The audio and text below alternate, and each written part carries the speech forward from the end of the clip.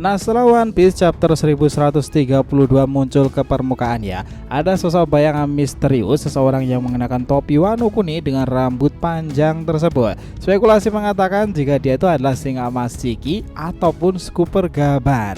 Well, terlepas siapa yang benar nanti ya, ini memang menarik untuk kita dalami lagi, karena baik Shiki dan Gaban keduanya layak untuk muncul lagi. Namun nakama, jika kita mengaitkan prediksi ke depan One Piece chapter 1133-nya ataupun sampai ke Lauk Telentar ya, sosok Gaban harusnya lebih berperan besar. Tahu kenapa? Ya, dia adalah kru inti terpenting Goldie Roger selevel Silver Rayleigh. Di penghujung perjalanan menemukan Road Poneglyph sebelum ke pulau itu ya, harusnya ada satu sosok kelompok Roger yang mestinya turun gunung lagi. Kami pikir informasi mengenai replay di chapter 1132 kemarin itu masih sangat memungkinkan bahwa dia adalah Scooper Gaban nakama. Dan ini juga didukung informasi dengan pria dengan pemilik tanda luka bakar tersebut. Yos, ini menarik. Let's go, kita bahas lebih dalam bersama mimin kita di sini, Joy Boy The Library of Nika. Let's go, kita mulai ceritanya.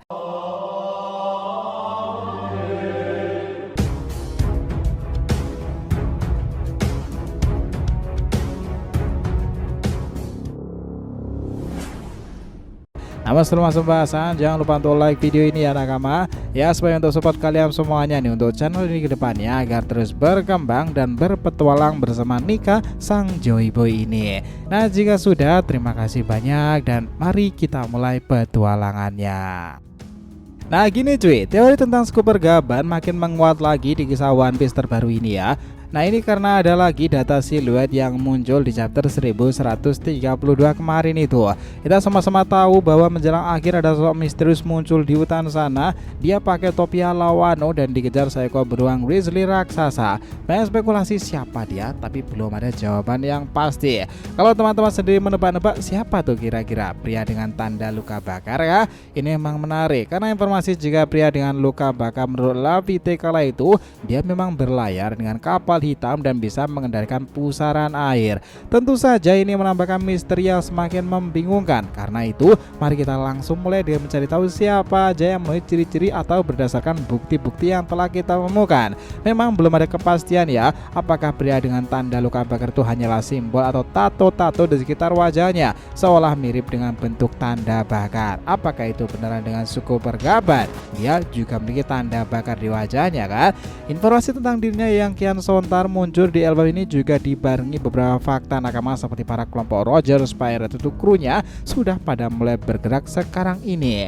Ya konsep seperti itu maka relevan kenapa setelah Rayleigh harusnya Scooper Gaban yang akan bertemu dengan sosok yang dinantikan 20 tahunan itu kan, Monkey D. Luffy nakama.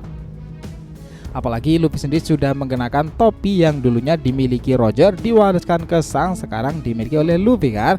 Nah kamu pasti ingat betul bahwa di alur Egghead kemarin ada sebuah pertanyaan dan pernyataan menarik dari Vega Bang sendiri. Roger dan para kelompoknya yang mengetahui kebenaran Void of Century itu malah dianggap diam saja tak melakukan apapun. Padahal kenyataannya Roger dan beberapa orang inti di kelompok kapal itu melakukan mastermind besar loh agar Joy Boy segera bangkit kembali, bahkan menjaganya hingga sang jiwa dari buah iblis Nika itu telah terbangun lagi kan. Momen ini sampai dikritik oleh si Raja Kegelapan Rayleigh. Seharusnya orang tua seperti kita tidak perlu mencampuri masalah para pemuda ini. Vega Bang yo, kau tidak benar-benar mengetahui kelompok kapal kami. Ya, pernyataan Rayleigh ini menjadi antitesis pernyataan Vega Bang itu sendiri. Kami pikir tak hanya Rayleigh yang akan mengatakan itu, jika kru inti Oro Jackson mendengarkannya tuh. Kita pikir Scooper Gaban juga akan bereaksi tertawa jika mendengarkan deklarasi Vega Bang tersebut melalui sambungan denden musik kan. Ini menarik untuk chapter One Piece ke depannya nakama, karena dari siluet orang yang tampak dimunculkan di album itu, dia serasa mengingatkan kita tentang seseorang yang duduk bersama Crocus dan sedang minum kala itu kan. Bukankah siluet ini terkesan juga mirip dengan sosok bayangan yang menunggu sejak awal kedatangan Luffy ke Elba beberapa waktu ke belakang ini? Jadi ini teorinya memang menjadi menarik lagi.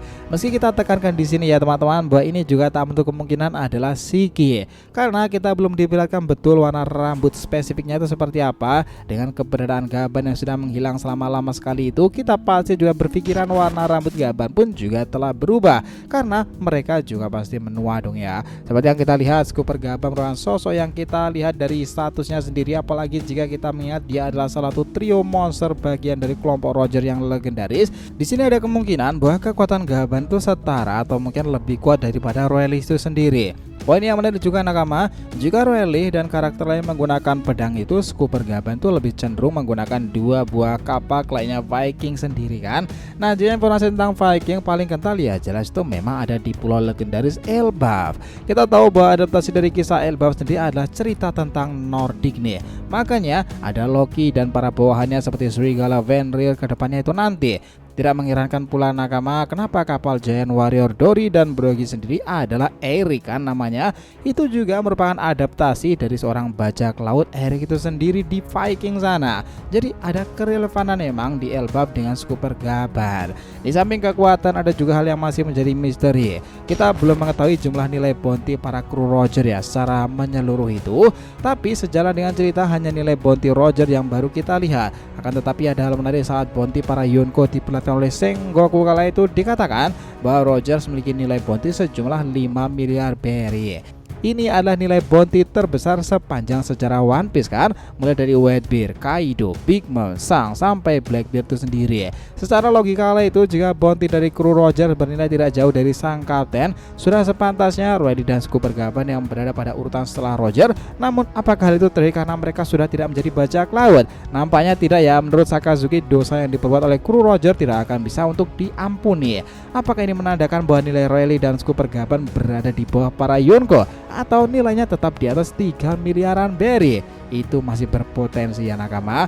Nah, apabila Royale menjadi orang nomor 2 dalam kelompok kapal tersebut dan dapat menguasai total 3 jenis haki nih, lantas bagaimana dengan Super Gaban sendiri? Ya, Gaban sendiri berkemungkinan memiliki kemahiran dalam salah satu haki, yakni haki observasi itu.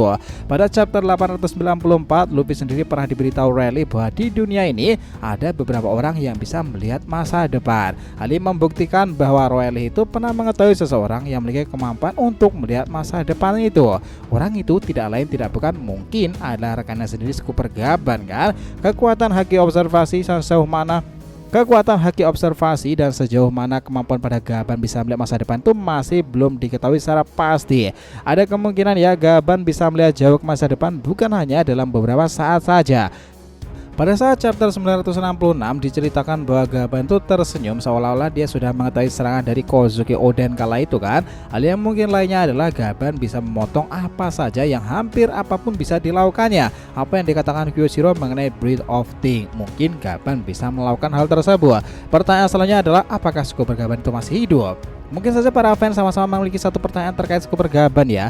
Sejauh ini kita belum bisa mengetahui nasib dari sosok Super Gaban. Dia muncul terakhir kali pada flashback Kozuki Oden saat Roger Whitebeard bertarung di pulau tersebut. Bagaimana juga para fans yakin bahwa Super Gaban masih hidup dan keberadaannya ada di pulau untuk menunggu Luffy nih. Terdapat juga spekulasi dari beberapa fans bahwa Super Gaban akan muncul di Elbaf itu nanti. Nah, posisinya itu di mana sekarang?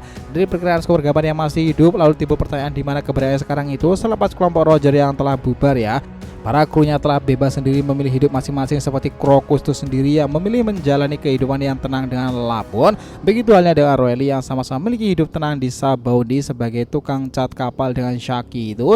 Ada pula kru yang memilih untuk mendapatkan ketenaran sendiri seperti yang kita lihat Sang dan juga Buggy. Lalu apakah Super Gaban memutuskan menjadi seperti Crocus dan Royale agar bisa harus tersembunyi dan bersembunyi untuk hidup secara tenang? Ya, bisa juga hal itu terjadi. Akan tetapi banyak hal di antara para fans sendiri yang berpikir dan mengira bahwa Super Gaban akan menjadi mentor Luffy selanjutnya setelah Royale loh teman-teman. Dan itulah kenapa para fans sendiri sudah berharap bahwa itu akan terjadi di Elbaf-nya. Super Gaban pada akhirnya juga akan kembali dalam kisah besar saga One Piece terbarunya kan. Melihat bagaimana Elbaf sangatlah identik dengan dirinya, bagaimana peluang kembalinya Gaban itu tetap terbuka lebar ya nakama. Perkataan Vegapunk bisa saja nanti terpatahkan jika Gaban akan diberikan plot twist besar pada saga-saga menuju Locktail itu nanti. Informasi pria dengan tanda luka bakar di wajahnya itu menjadi hal yang sangatlah erat kaitannya untuk menjadi penjembatan jika Gaban dimunculkan lagi kan. Nah, nakama sendiri bisa ngebayangin gak sih jika Oda Sensei memberikan kejutan besar di akhir-akhir atau pertengahan saga Elbaf-nya itu sendiri kan. Itu menjadi sebuah informasi yang pasti dinantikan. Sepakat nakama semuanya? Jadi terima kasih banyak ya telah menonton cerita ini sampai akhir. Jika kalian punya pendapat langsung aja komentar di bawah nih dan kita akan usahakan respon, oke? Sampai jumpa di video selanjutnya teman-teman, dan Joy Boy Sang Nika telah kembali ke peradaban One Piece.